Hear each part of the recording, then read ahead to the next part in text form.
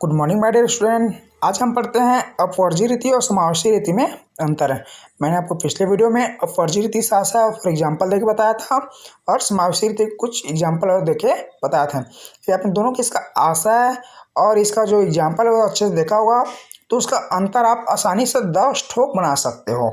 मैं आपको कुछ उसका डिफिनेशन बताना चाहूँगा। फॉर्मेट है क्रमांक, अपवर्जी रीति और समावेशी रीति। देखते हैं, वर्ग की उच्च सीमा उस वर्ग में शामिल ना होकर उसके अगले वर्ग में शामिल होती है ना। मैंने वो पिछले वीडियो में बताया था जो L1 माइनस L2 है ना। फिर तो यहाँ मान लो ये 10 है और ये 20 है।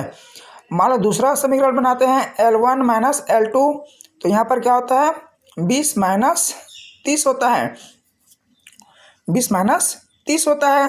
तो यहाँ पर जो L1 था, जो L2 था उच्च सीमा, दूसरे वर्ग की निम्न सीमा।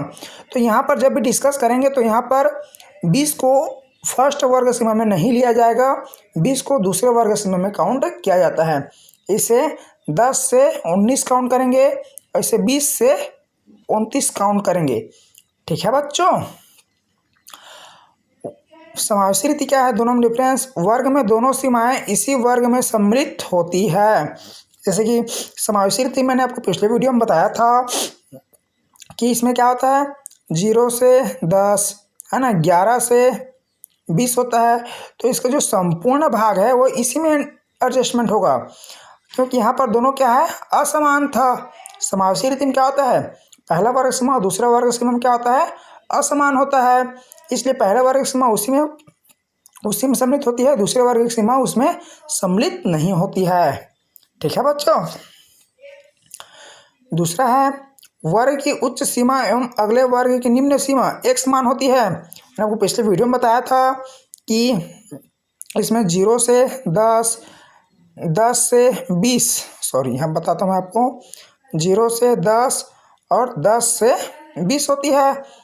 वर्ग की उच्च सीमा, वर्ग की उच्च सीमा क्या है 10 है ना, एवं अगले वर्ग की निम्न सीमा समान होती है।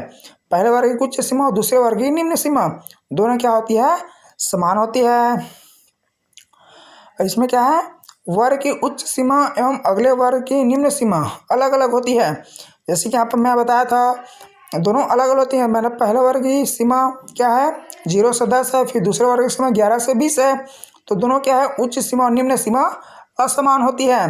पहले वर्ग की उच्च सीमा और दूसरे वर्ग की निम्न सीमा दोनों क्या होती है असमान होती है। उसी को बोला गया वर्ग की उच्च सीमा 10 एवं अगले वर्ग की निम्न सीमा 11, सीमा अलग अलग होती है। तो दोनों क्या है समान थोड़ी ना, दोनों क्या है अलग अलग हैं। ठीक है बच्चों। तीसरा है प्रत्येक परिस्थिति में इसका प्रयोग उत्तम माना जाता है।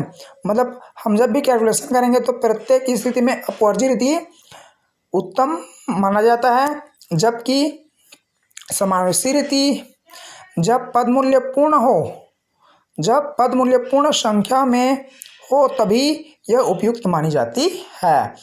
जब इसका पद मूल्य जब पूर्ण होता है, अपूर्ण रहता है तो उस समय यह अनुपयुक्त होता है। जब इसका पद मूल्य जो है पूर्ण होता है ना, तभी यह उपयुक्त माना जाता है। ये बहुत ही इंपॉर्टेंट क्वेश्चन है बच्चों, ये अक्सर एग्जाम में पूछा जाता है, इसे आपको याद करना होगा। ठीक है बच्चों, वीडियो को देखने के लिए धन्यवाद।